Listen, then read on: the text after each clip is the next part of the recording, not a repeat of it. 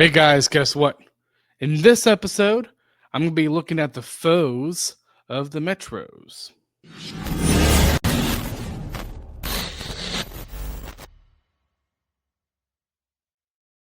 Welcome back for another episode.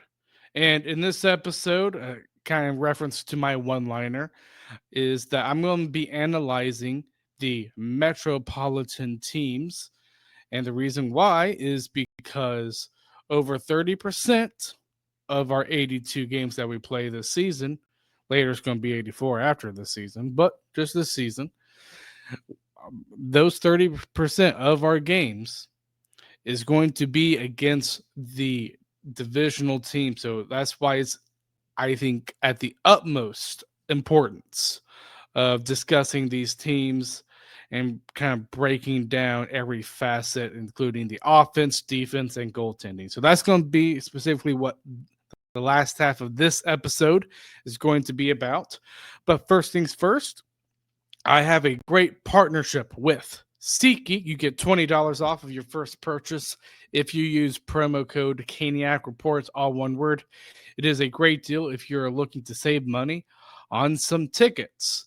And as you guys all know, Friday was the last day to submit interested emails. Well, emails with the word interested in them, of course, of wanting to be a co-host. So that deadline has already passed and it ended Friday night. And another thing too I want to discuss when it comes to the podcast is I'm always trying to kind of looking to improve it in some sort of ways. And I am running a survey. The link to the survey will be in the show notes, whether you are watching on YouTube or you are listening on wherever you get your podcasts. It will be in the description / show notes. So if you can fill that out, I would deeply appreciate it. And second, it also gives you a chance to possibly win a $25 Amazon gift card. So there is an incentive. So if you fill out, you will have the chance to participate in that giveaway if you fill out that survey. And I strongly recommend, even though you're probably listening or watching now, if you are watching and listening for the first time, then I'm happy, obviously, that you guys are watching and listening, but it's very important that I would say you listen to not just this episode, but a handful of other episodes, just so you can get a gist of what this show is about. And that's what the questions are, basically. It's about the content that I am speaking about and also some other avenues that I'm possibly getting into. So, just please fill out that survey, and that's kind of it for podcast stuff. And now I'm going to get, as usual in previous normal episodes, NHL news. And the first thing I do want to talk about is Kirill Kaprizov from Minnesota. He turned down a $16 million contract. And when I saw that, I was like, that's a little bit interesting. And from what I've heard from an insider in Elliot Friedman, is that he believes that there is a contract offer that's probably higher than 16 million out there somewhere from another team that's trying to land Kaprizov. So we'll see what happens, obviously. But considering he did turn down $16 million contract, which would make him the highest paid player in the NHL, to me, that does a little bit say something. And I mean, I'm not going to try and be like, he's a bad person for this, but it's very interesting. And this is the last year of his contract. So let's say if he goes to free agency, I could definitely see a team that has lots of cap space throwing that type of money out there. And it probably is a team. Let's say it's a team like Chicago, or let's say San Jose, Anaheim. I'm not saying he's going to go to those teams, but just imagine if San Jose offered Kaprizov that type of money, because one, I mean, they have lots of cap space. Imagine Kaprizov on the same line as Macklin Celebrini. Whew, that could be something. It really could. I know there are already rumors out there. That's just how the rumor mill is. Apparently, the Hurricanes are one of the top teams, and I'm just like, listen, I'd love to have Kirill Kaprizov on this team. I believe he's one of the best goal scorers in the NHL, but I just don't know with the contracts that the Hurricanes currently have how they could pull off something like that. Now, could they get him? Yes, because there have been things like the Migo Rantanen trade. I don't think anybody saw that coming. So I'm not saying it's out of the realm of possibility, but I just think it's unlikely Kirill Kaprizov comes here to Carolina. So it's definitely a situation to monitor. It really is. The next thing I do want to talk about, and I'm just going to say this very briefly because I know this can trigger lots of things. So I'm just going to say it here now very briefly. The Hockey Canada trial players are going to be reinstated. So the like of Carter Hart is one of them. I think Michael McLeod is one of those players as well. They will be reinstated and will be back playing in the NHL. That is all I'm going to say about that. I am not going to say my opinion here on this show. I'm just not going to do it. The next thing I do want to talk about is Spencer Knight. He got extended recently. He got extended for 3 years at $5.83 million. And when I saw this contract, I was like, okay, what's going to be at the end of it? And that it was my suspicion, and my suspicion was right. He's 24 years old. He's going to be 27, 28 years old when that contract's done. So the way I saw that contract, I was like, okay, so Spencer Knight, by signing this contract, isn't really committing to this team long term. He's just kind of giving them a sort of a bridge deal because he obviously, I'm sure, and I think it's reasonable to believe that as well. In the fact that I'm sure Spencer Knight wants to make sure that this Chicago team that he is with gets to become eventually at some point in his extension a playoff team. Because if this team isn't going nowhere, and with him becoming a UFA, I could totally see him leaving Chicago entirely at the end of it. Because he's like, this team has not been in the playoffs for all my years I've been here. I don't see it anymore. Bye. I could totally see him saying that. So when I saw that contract, I'm like, no, I could definitely see that being a plausible reason why he wanted it to only be a 3-year extension. And obviously, you have this season too, so it's technically 4 years of Chicago and Spencer Knight's relationship staying together. But we'll see how that goes and if he possibly hits free agency or not at the end of it. The next thing I do want to talk about is a notable big player from the past, the deep past. I would say a player from the 70s has passed away in Ken Dryden. He was the main Montreal goalie. He's one of the best goalies that Montreal has ever had. And I hate that he died. My thoughts and prayers are with his family and those affected by his death. But he was a great goalie. And obviously he became a broadcaster, most prominently for the 1980 U.S.-Soviet game, along with Al Michaels. There is actually a movie based on that. I highly recommend that movie for anyone who likes sports movies in general. I think you would enjoy it. I think Kurt Russell does an amazing job being Herb Brooks in that movie. So rest in peace, Ken Dryden. And now I'm going to talk about the Hurricanes here because we actually have some games to talk about. Now, those games aren't obviously involved with the actual rosters players on this team, but it does involve with the Hurricane prospects because we currently have the prospect showcase games going on as I speak. So 2 games have already been played, and the first game I want to talk about is the Florida game, and Carolina and Florida, they played against each other, and Florida won 3-2. And the players that scored for the Hurricanes are Justin Robidas and Bradley Nadeau. Boy, that Bradley Nadeau goal in that game was sick. Oh, that was just beautiful. He really does have a great shot. And the next game was also a loss, but it was against Nashville, and it was the same score, 3-2. And you had Dominic Badinka and Bradley Nadeau scoring. So Bradley Nadeau proving can be a very good lethal goal scorer. Do I still think that means that he's going to make the team, though? That's when the argument, I think, obviously comes in, because I just look at this roster. I'm like, I just don't see a spot for a guy like Bradley Nadeau. I really, really don't.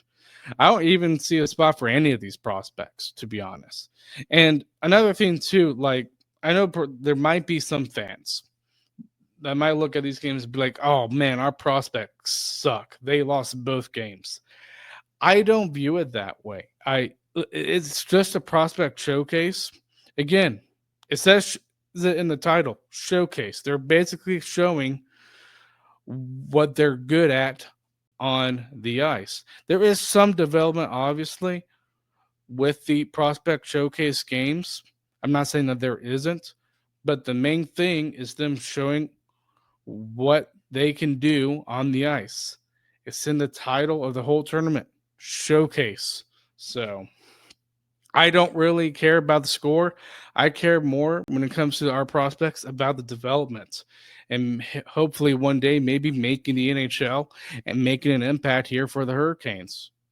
That's the biggest thing when it comes to Hurricane prospects and prospects in general for other teams, not just the Hurricanes.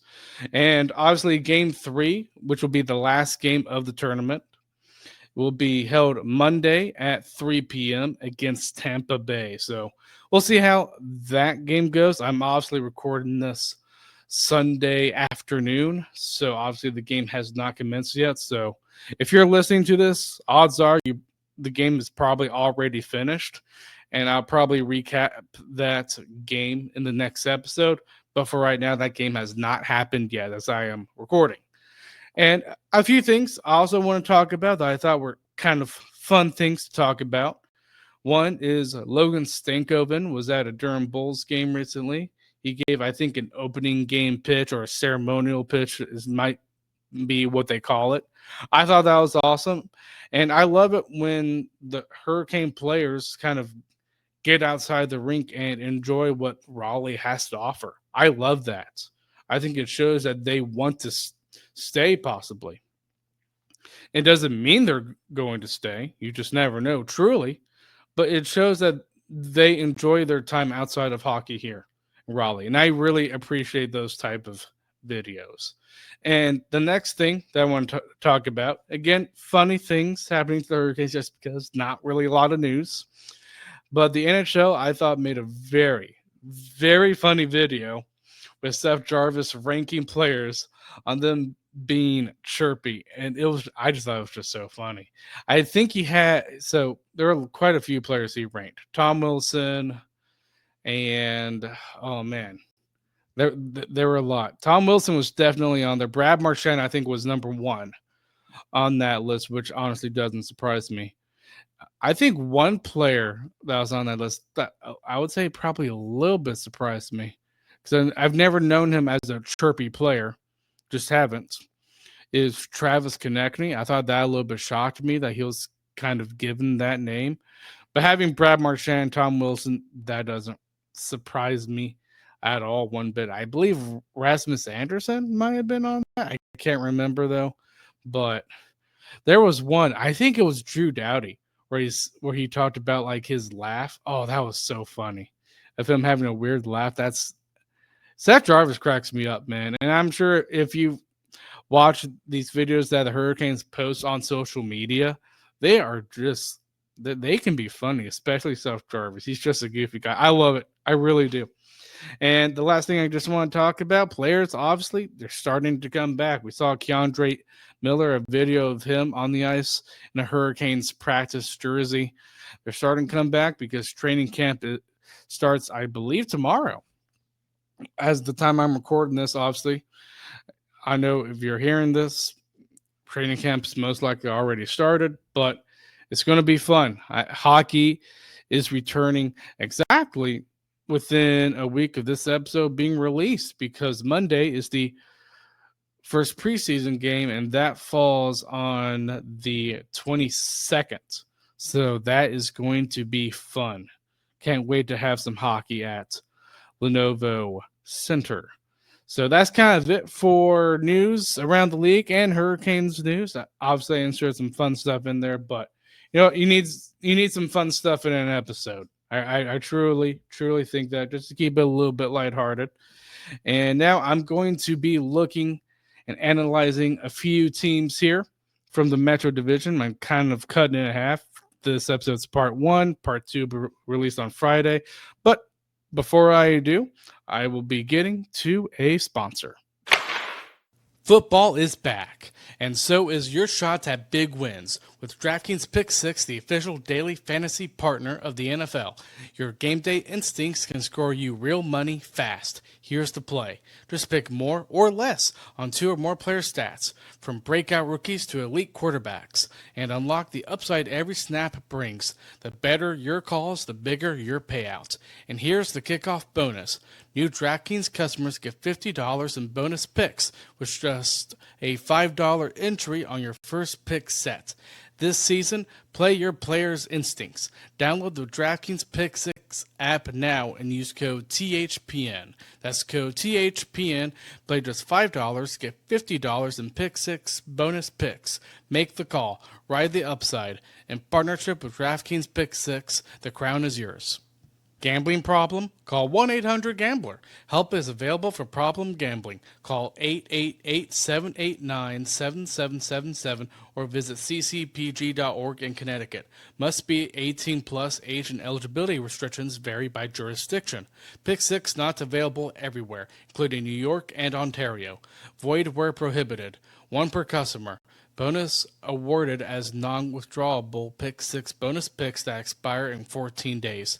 Limited time offer. See terms at pick6.draftkings.com/promos. All right, so I'm going to get to a few teams here.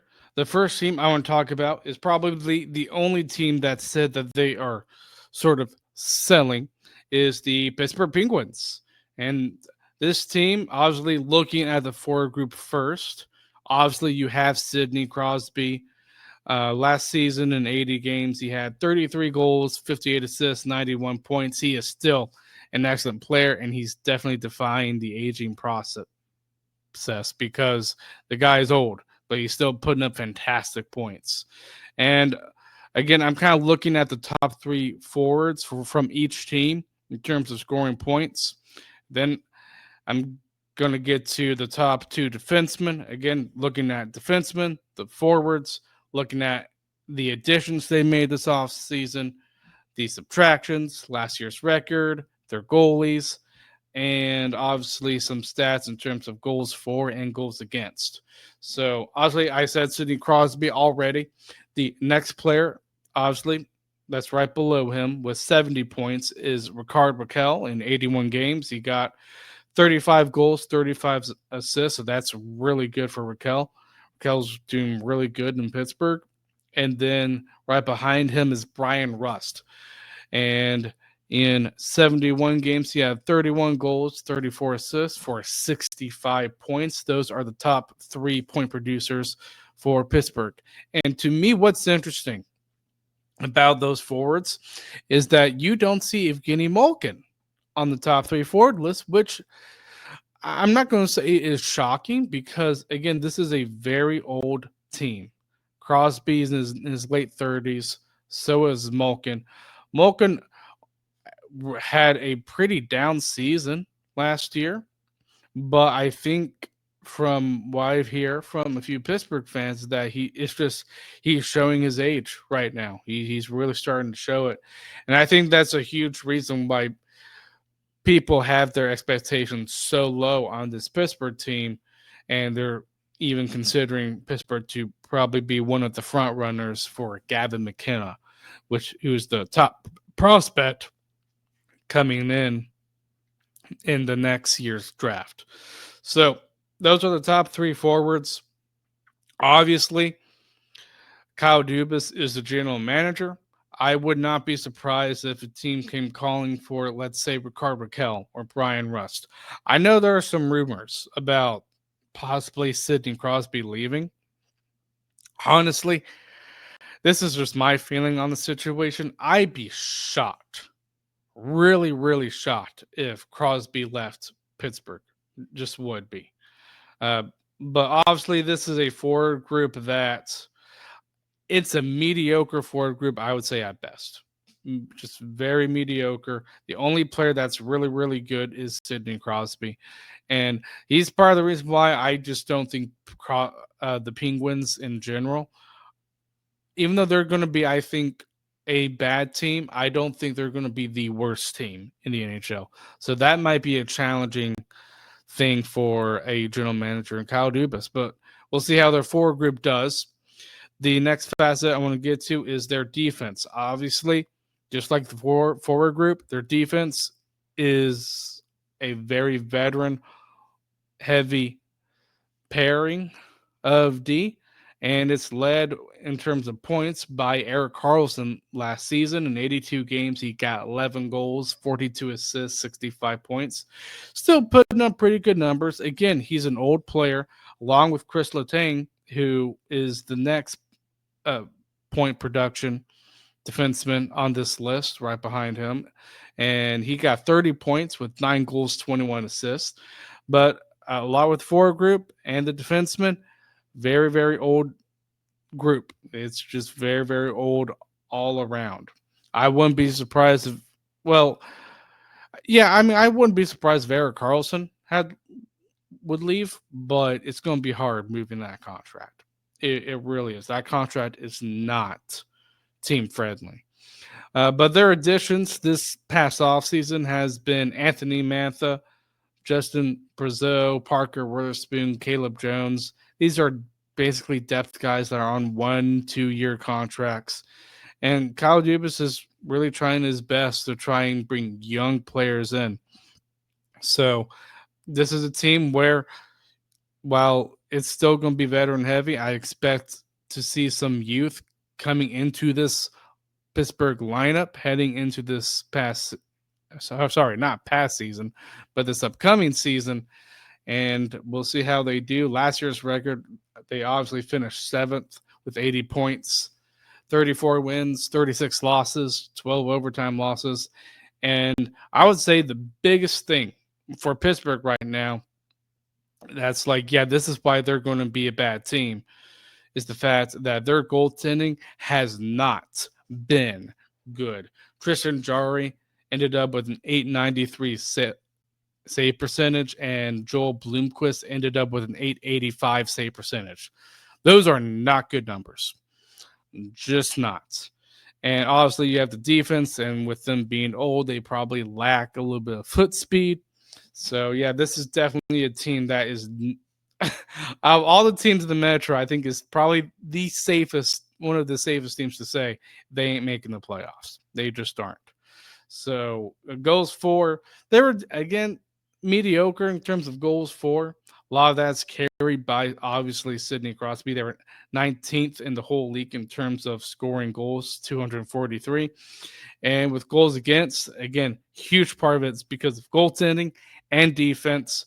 They ended up as the 30th among 32 teams, as the goals against went skyrocket up to 293 goals against. So definitely a team that has lots of trouble of keeping the puck out of their own nets. So Pittsburgh, that's part of the reason, like I mentioned in the last episode, when it comes to standing predictions of where I rank them at. And the next team is going to be the Philadelphia Flyers. So obviously I'm kind of covering the Pennsylvania team first, and then I'm adding Columbus into the mix, which means the next episode is going to be covering 4 teams.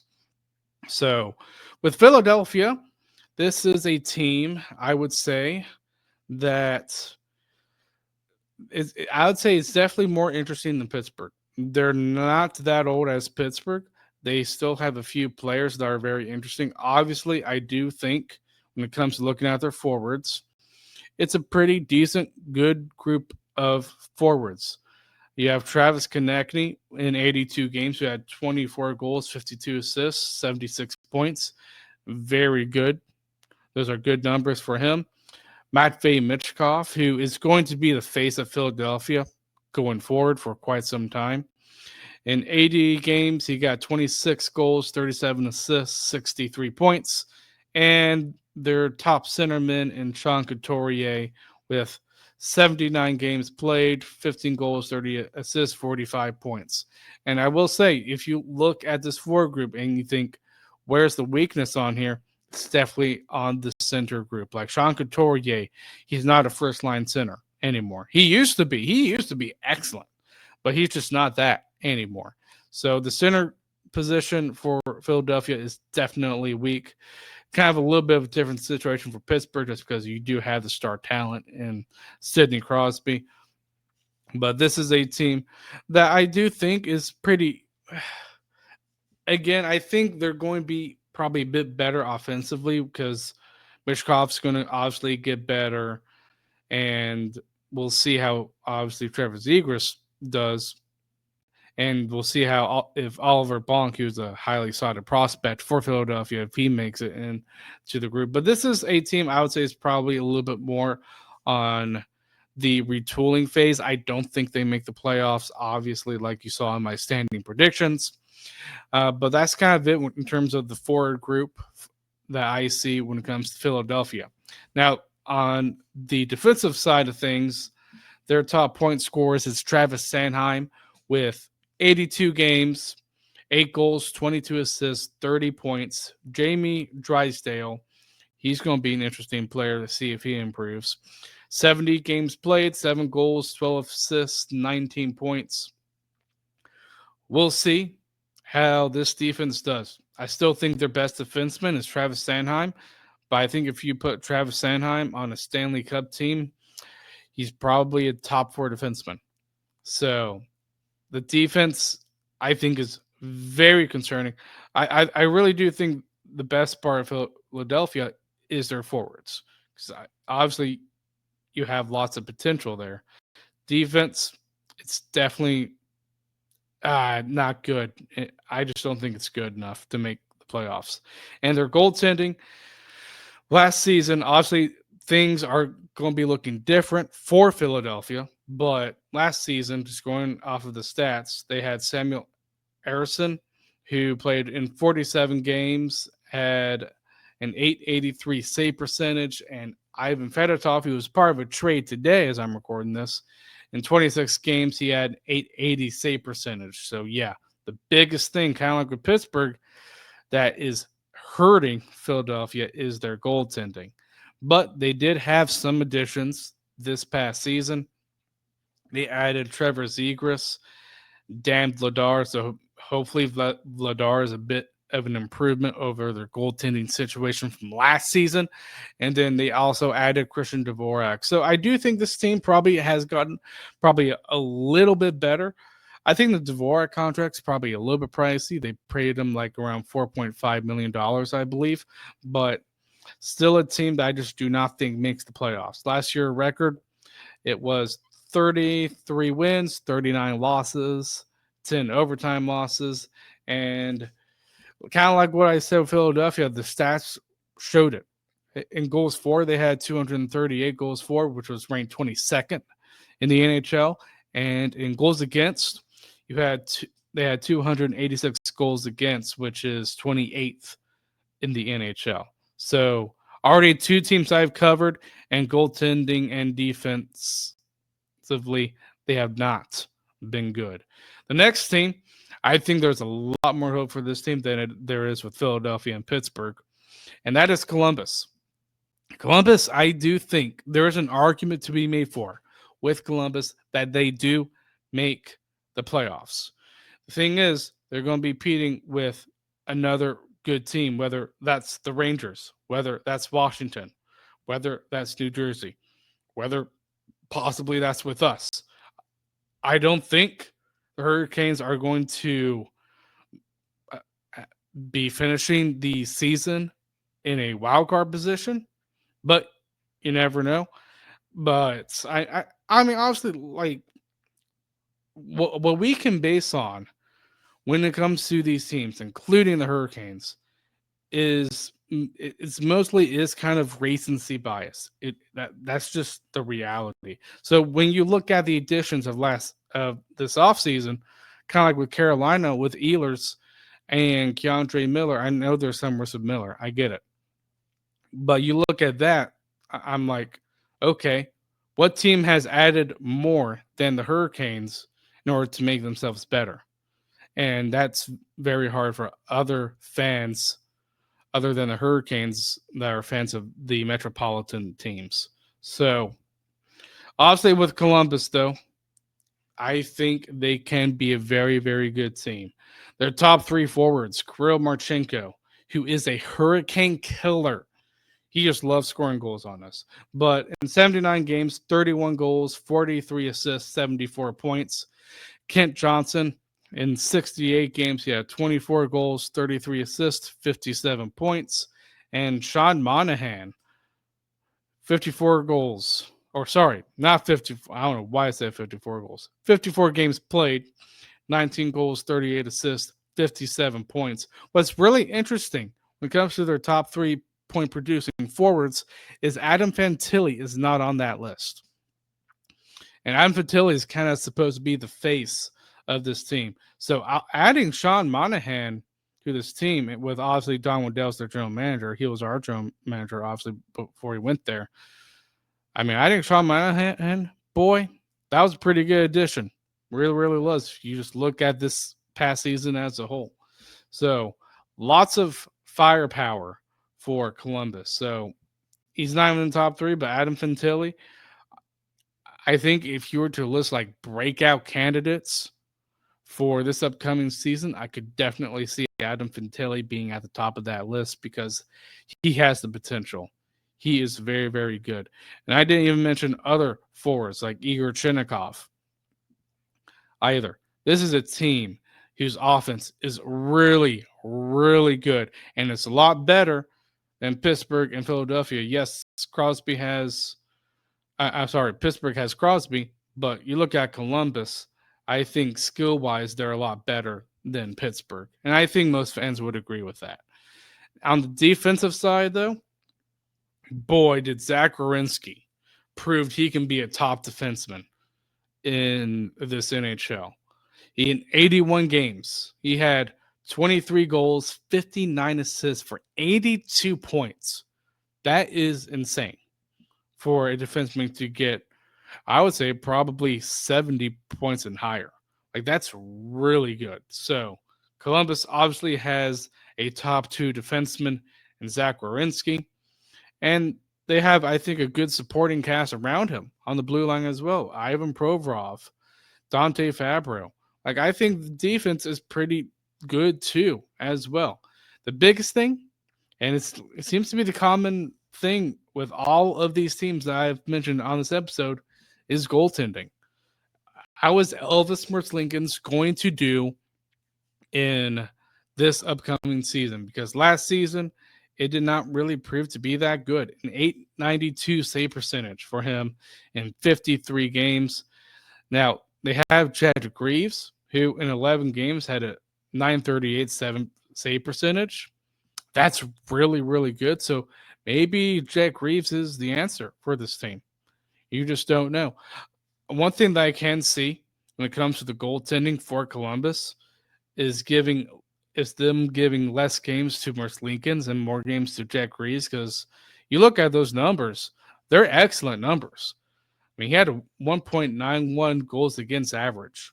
Like, that's excellent. So I don't know if that's an indicative of how their defense is playing or just how bad Elvis is playing. I think it's mostly just of how bad Elvis is playing from what I hear from Columbus fans, but we'll see how their goaltending goes. That is the biggest weakness when it comes to Columbus. And I'll say another weakness too. look at their away record from last season. It is terrible. I believe they only had like 14 wins. Oof. Gotta be better on the road. Just gotta be. And their additions this past offseason has been Charlie Coyle and Miles Wood.